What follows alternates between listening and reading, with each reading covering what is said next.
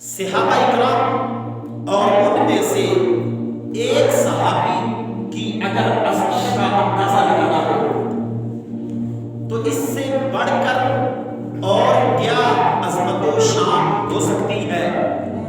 کہ قرآن مجید قرآن رشید کے اندر متعدد مقامات میں صحابہ اکرام رضوان اللہ تعالی علیہم اجمعین کی عزت کو اور ان کی عظمت کو بیان کرنے کے لیے رب ذوالجلال نے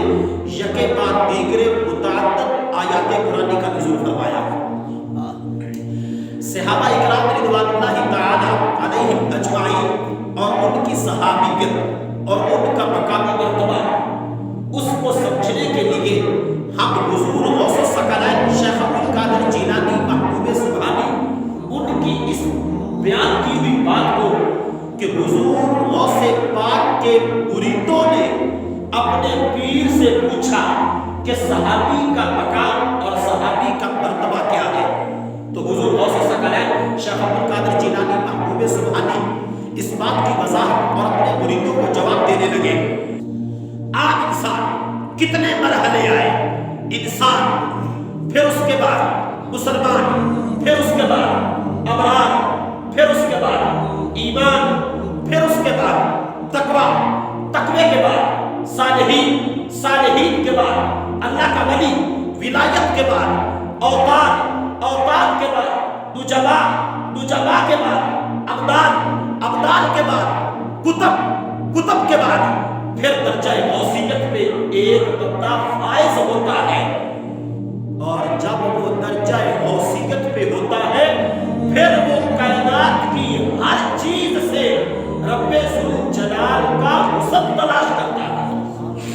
وہ پھول کو دیکھتا ہے، حسن خدا کو دیکھتا ہے، وہ پتے کو دیکھتا ہے،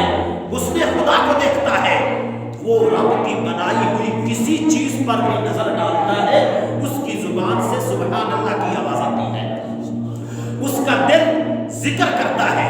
اس سے گناہ سرزد نہیں ہوتا، طاقت ہوتی ہے گناہ کی لیکن گناہ اس سے ہوتا نہیں۔ حضور غوث پاک فرماتے ہیں زمانے کے سارے کتب، زمانے کے سارے ابدال، زمانے کے سارے نجبا، زمانے کے سارے ولی، زمانے کے سارے متقی، زمانے کے سارے صالحین اور سارے پرہیزگار اگر اکٹھے ہو جائیں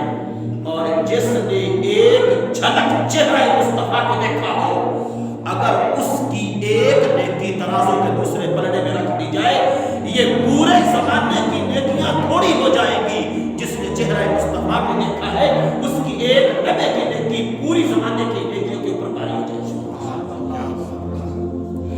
یہ کس بندے کا مقام ہے جس نے حضور کے چہرے کو، چہرہ مطہع کو،